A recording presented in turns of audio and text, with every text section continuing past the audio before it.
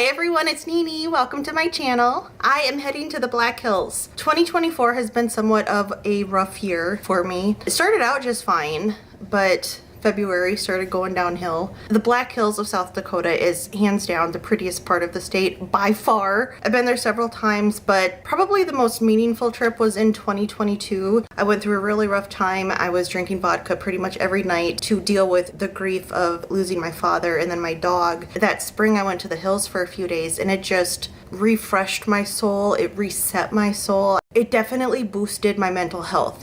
And so I thought, well, I'm kind of having a rough year, so why not go to the hills again and see if it'll help my mental health. The hills are alive with the sound of a mental breakdown. Most of the reason I've been struggling this year is I am single again. The relationship I started last fall ended in early May. It should have ended sooner than it did. And then come March, I was still dealing with a relationship that wasn't going very well. I had a very stressful week at work and I relapsed on alcohol again. Not proud of that. Though, as I'm sitting here today, I am now, I think, 35 days sober from alcohol. So I'm very proud of that. Back on the wagon. And then the most recent ex before him also came back into the picture and toyed with my heart. And I didn't want to cry. I don't want to go to detail in this video because I want the main focus of it to be on my vacation. It's been very, very painful. I thought, well, you know, maybe going to the hills for a few days will boost my spirit. Specifically, I'm going to the Deadwood and Spearfish area, which I've never really explored. I know I've come through Spearfish coming back from a Montana and Wyoming trip. We drove through Spearfish but didn't stop. All the times that I have been to the hills has been in the southern region, more around Rapid City, Crazy Horse, Keystone, Custer, State Park, those areas. I haven't really explored the northern hills, so I thought, well, you know, that might be kind of fun to check it out. Deadwood has a lot of history, so I'm hoping to make a couple extra videos on it, just some of the history of the town. I think I'm pretty much all packed and ready to go. I'm gonna take off tomorrow after work. Walter's got plenty of food and water. The next time I see you will either be on the road or in Deadwood. Walter, say hi. Say hi, baby. You're my main man. When I took off, it was cloudy and rainy, but the further west I drove, the more the sun came out. I thought that was cool because it was kind of like an analogy of what I wanted to accomplish on this trip and bring my mental health from a dark place to a light place. But I did drive through Bug City, so I stopped in Wall to clean off my windshield. And holy moly, do I need to work on my RBF. I got back on the interstate with a clean windshield and pretty much immediately picked up more bugs. But I did start to see some views of the Badlands. At Rapid City, I followed the interstate where it turned north and then into Deadwood. And that was a very pretty drive.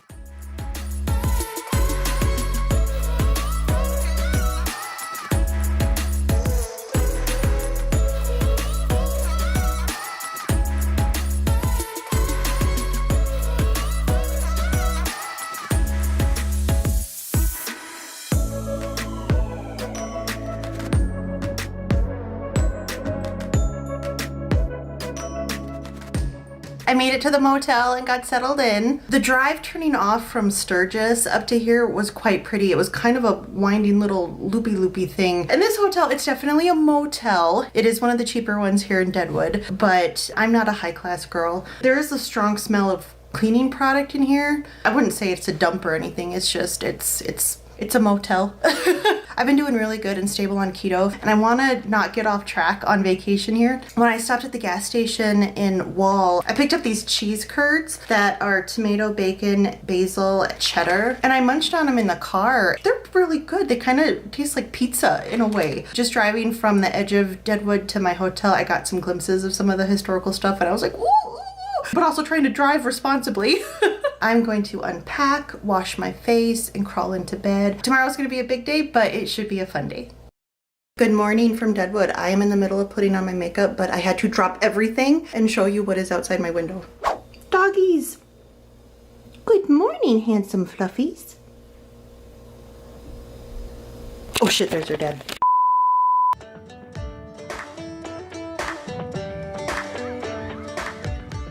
Look at this. I'm behind a stagecoach.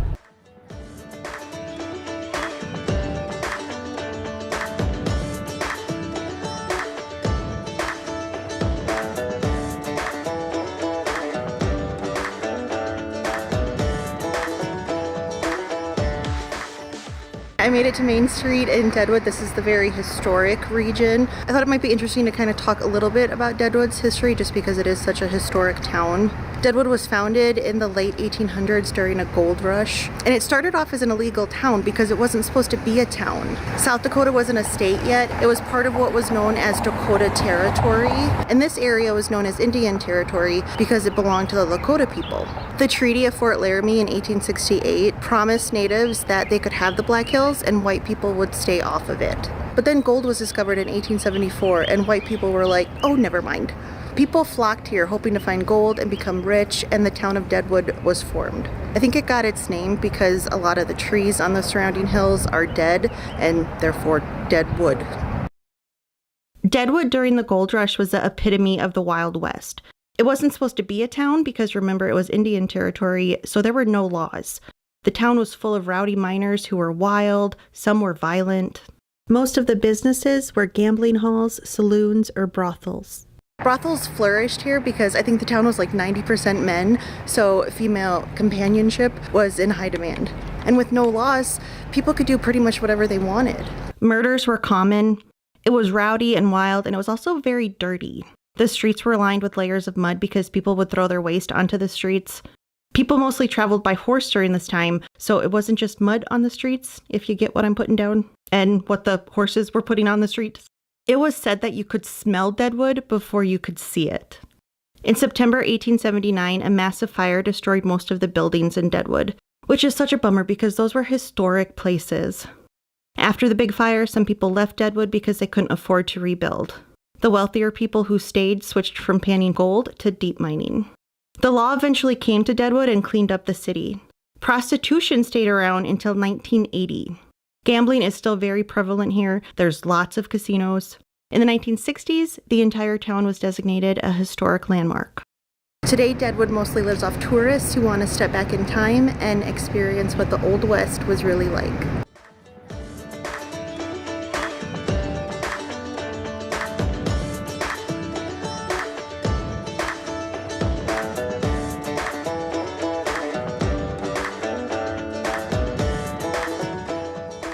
The streets are so cool here. I don't know if that's considered cobblestone or if it's just brick, but it's kind of cool.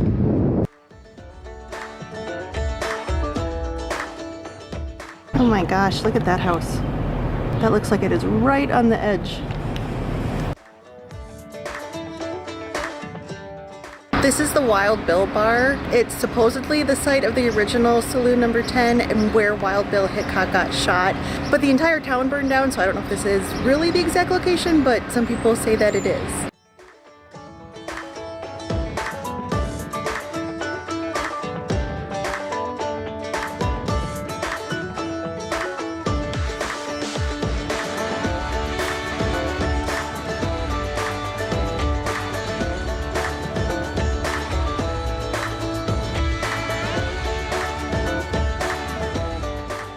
Look, you can get free jumbo shrimp pizza and beer while you gamble.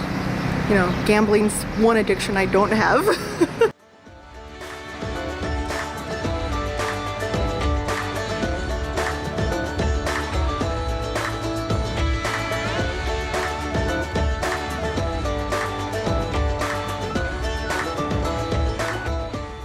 These old photos are so cool.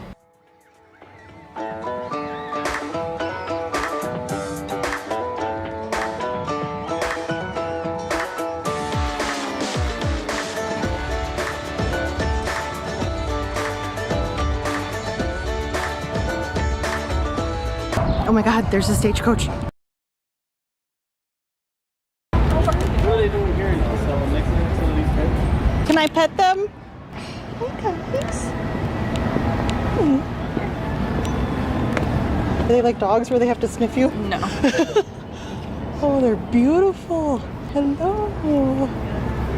That's so cool that you do stagecoach rides. Yeah. That's cool. Thank you.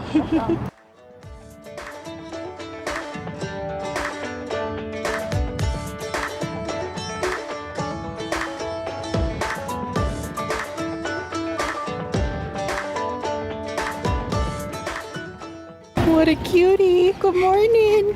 Good morning. Good morning. Have a good day.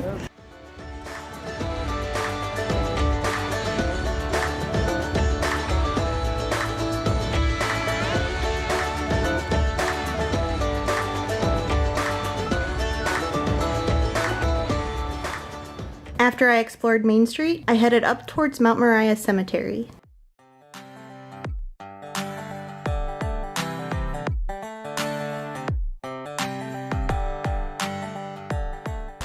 Just FYI, it costs $2 to see this cemetery, and they do prefer cash. I didn't have any cash. They do take a card, but it has to be a minimum of $8 on the card, so I said just charge me the $8.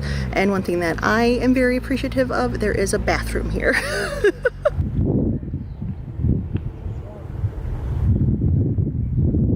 You have to drive up a little bit of a hill to get up here, but look at that view.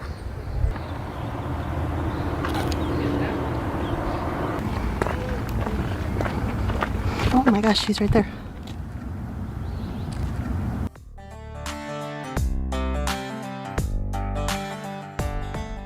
This is the grave of Wild Bill Hickok, who is probably Deadwood's most famous resident. He was only in town for a couple weeks before he was murdered in saloon number 10. Look at all the items that people have left for Bill. Cigarettes, scrunchie, pine cones, bullets, an inhaler. I wonder what that's about. My favorite though is somebody left a dead man's hand. I think that's kind of cool. Next to Wild Bill is the grave of Calamity Jane. She was an interesting woman. She liked to wear men's clothing, she cursed like a sailor, and she was a raging alcoholic. It's alleged that she had a major crush on Wild Bill, but it was not reciprocated. Some say her dying wish was to be buried next to him. Others say she was buried next to him because the townspeople knew how little Wild Bill thought of her, so they thought it would be funny to play a posthumous joke on Wild Bill. I think people are paying their respects to Calamity Jane by leaving all of these items too. And look at this, somebody left a bottle of liquor. I do think it's kind of interesting that she was not a feminine woman, but there's very few graves in the cemetery that have flowers, but hers has these really pretty yellow flowers. Next to Wild Bill is the grave of Potato Creek Johnny. He's known for finding the second largest gold nugget in all of the Black Hills, and that gold nugget is on display in the Adams Museum, which I did go to during my stay in Deadwood.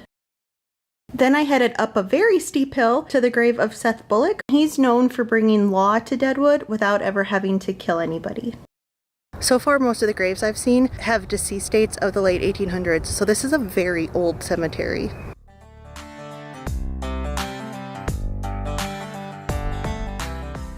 This hill is a freaking bitch, but check out this view.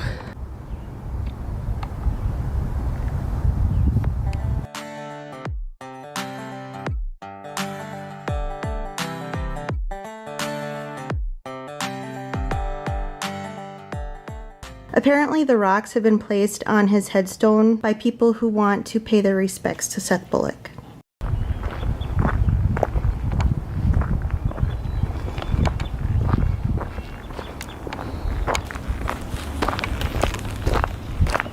Squirrel! The little squirrel. There he goes. He's cute.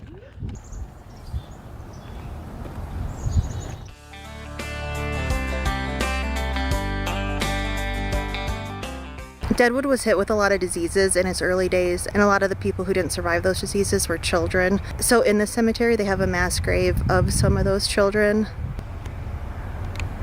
It's not like a cemetery is a happy and jolly place, but a mass grave of children, that's just sad. And actually, a lot of the people in this cemetery seem to be young. I mean, yeah, you know, back in those days, life expectancy was not as high as it is now, but there are a lot of children buried here. A lot of people in their 30s. It was tough times in the early days.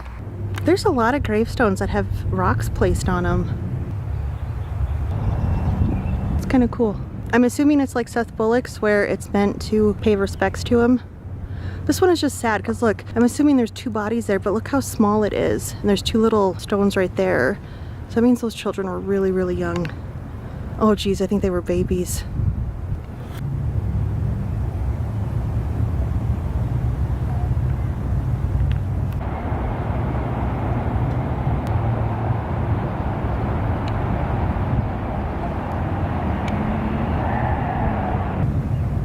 Oh, I read about this flag. This flag never goes down on Mount Moriah Cemetery, as Deadwood was granted permission by the U.S. Congress during World War I to fly the flag 24 hours a day to honor all veterans who have served our country.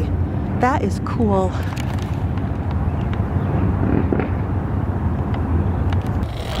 That's an interesting one.